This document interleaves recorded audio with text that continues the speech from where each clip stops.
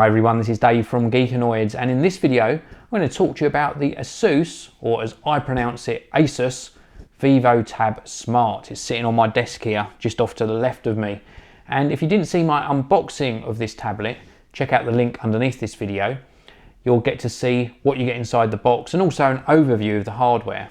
In this video I want to talk to you about whether this device is for me, whether I've been using it regularly, have I been enjoying my experience, and also take a look at the keyboard. This is the keyboard here. I'm going to take a look at this first. This is the trans-sleeve keyboard. Again, if you didn't see my unboxing of this, check out the link underneath this video.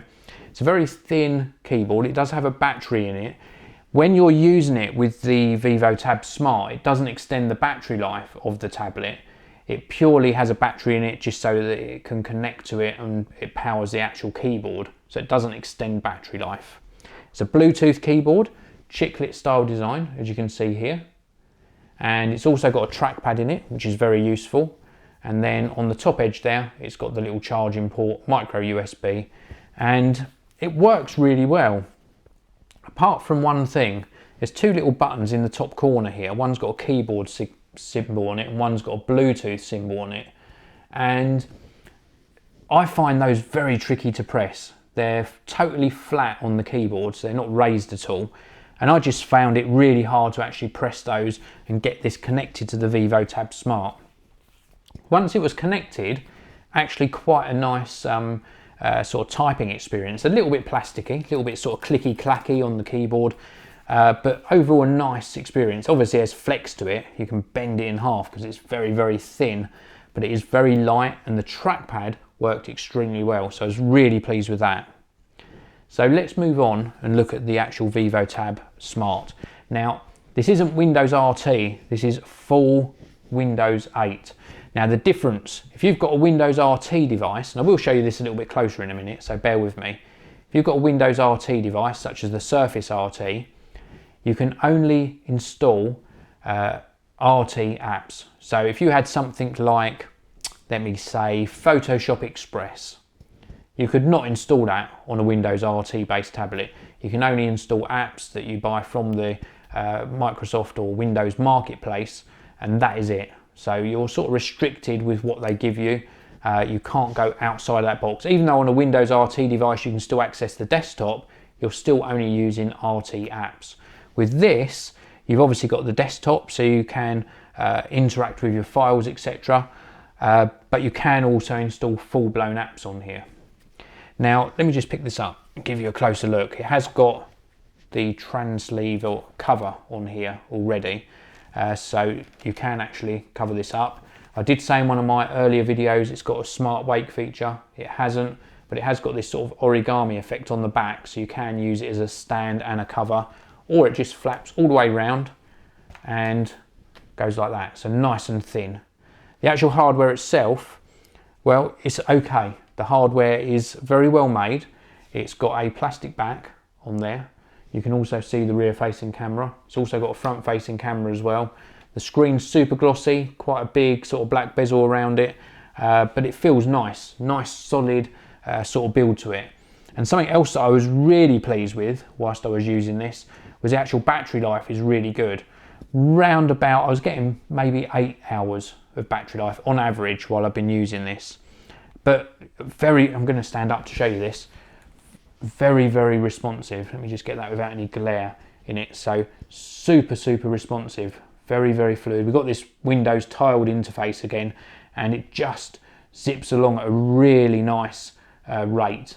You can see here some of the tiles on the end of this, which are the Office applications, things like we've got Outlook 2013, Publisher, Excel, PowerPoint, Word, OneNote, Access, so all of the Office apps, and these work brilliantly with that keyboard. I would use an external keyboard, obviously with something like the Word application or PowerPoint. I would say you do need to use that keyboard and trackpad to make them worthwhile using and not frustrating.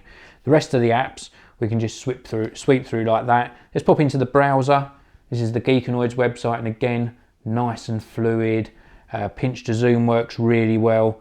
Nice resolution and clarity to the screen, and a little bit of sort of stutter and lag on occasions, but overall a very, very fluid and nice experience. So I've been really enjoying that. Oh, I forgot to show you. You've got a little capacitive button here where the Windows logo is, center and bottom, and you push that and it takes you back to the tiled interface. So really, really nice. Just been really, really a pleasant experience with it.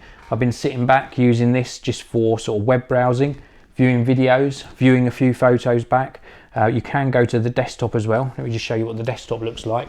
So if you go into desktop, you've got that familiar sort of Windows desktop interface, which they are apparently reintroducing the start button.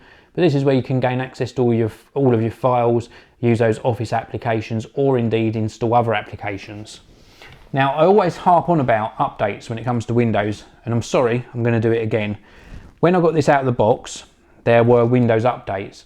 I had a look on the internet about how best to install updates on this, and a lot of people were saying go into the desktop interface and install your updates there first, and then come back to the sort of tiled interface and install any further app updates from there. So that's what I did, and it took ages. And then when I installed the Office suite of applications, I think that took about 4 hours to complete. So a long and lengthy and frustrating process installing the updates. I know you don't have to do them, but installing Office was a must because I wanted to see how Office worked on here. And thankfully, once it was installed, so I just left it going, walked away, came back, and it did take a long time, but once it was installed, the actual experience was really good. Now, I'm primarily an iPad user. This is a different sort of screen format. This is a true widescreen, so a lot more elongated than the iPad. That took a little bit of getting used to, but once you start playing games on here and actually using the device, it's a pleasant experience. So it has really changed my mind about Windows 8, and I'll tell you why. Windows 8 on a non-touch screen, absolutely awful, frustrating to say the least. I absolutely hate it. I don't mind telling you that. It's just my personal opinion, don't hate on me for that. I just don't like trying to use this tiled interface on Windows 8. Maybe when Windows 8.1 comes out and it boots direct into the desktop, I'll enjoy it a lot more. For touch though, I'm going to stand up again just to show you this. For touch, this tiled interface is brilliant. It's very, very interactive. You can pinch to zoom in and out to make the tiles smaller, or you can come up to this full size, touch on an app, go into browsing, go into your emails, go into your photos, and it all works absolutely brilliantly. So I've really enjoyed and changed my mind about Windows 8 when it comes to using on a touch device. The actual hardware, going back to the Asus VivoTab Smart, this is about the same price as a Surface RT. You're getting equally as good build quality, and the real selling point on this, if I was choosing one or the other, is I would choose the Asus product because this runs full Windows 8 and it's just as good performance wise. We've got that extra flexibility. So really enjoying it, loving the VivoTab Smart. I think Asus have done a really good job. Let me know in the comments section below, do you use a Windows 8 device? Do you use it on a non-touch screen or a touch screen? How are you getting on with it? Let me know in the comments section below. And also I'd be really interested to know if you do use Windows 8 on a non-touch screen device, do you live within this tiled interface or do you use it on the desktop mode only? Let me know in the comments section, hit that like button, and I'll see you all in the next video.